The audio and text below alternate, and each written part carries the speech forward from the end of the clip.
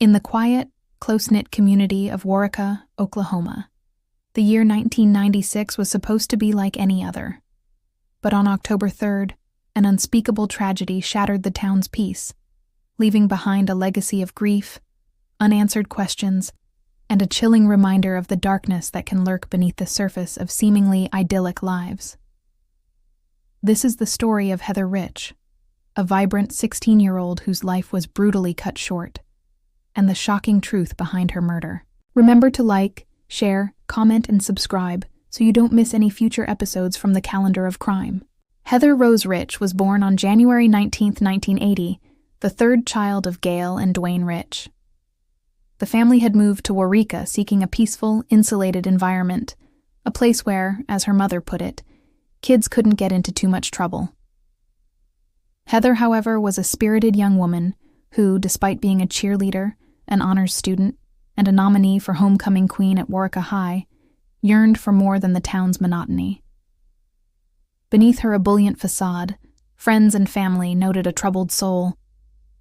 She enjoyed the attention of boys, perhaps too much, and struggled with self-harm and an eating disorder, believing it would make her more appealing. The summer before her 8th grade, she began purging to stay a size 2.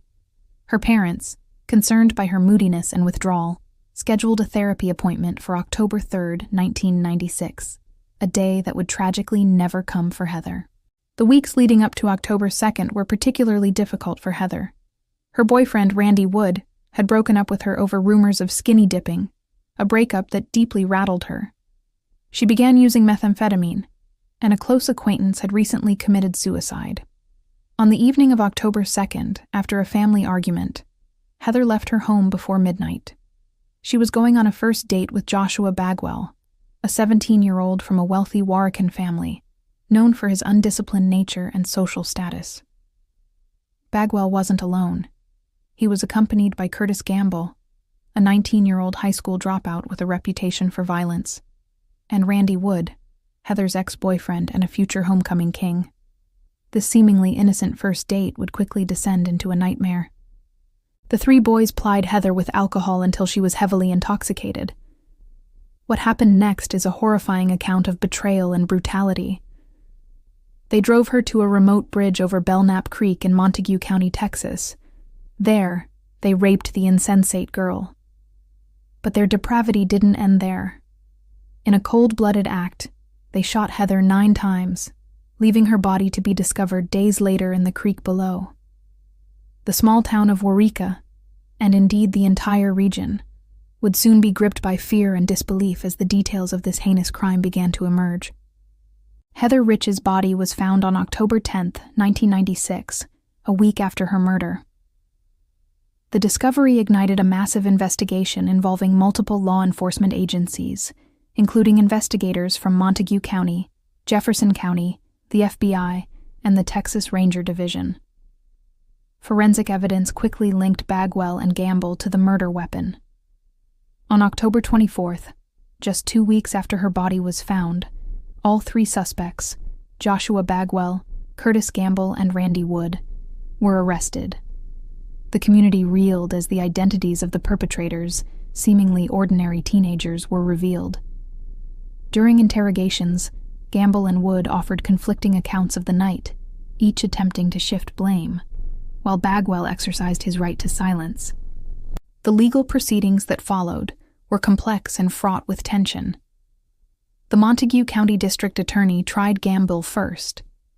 In exchange for admitting to being the triggerman and agreeing to testify against Bagwell, the DA did not seek the death penalty. However, during Bagwell's trial, Gambill reneged on his plea deal, naming Wood as the shooter. Wood, in turn, abandoned his own plea agreement and testified against Bagwell, risking capital punishment to avoid the appearance of a favorable deal. Ultimately, Bagwell was found guilty of capital murder, as was Wood in his subsequent trial. All 3 were sentenced to life in prison. Gambill is eligible for parole in 2026, while Bagwell and Wood will have their opportunity in 2036.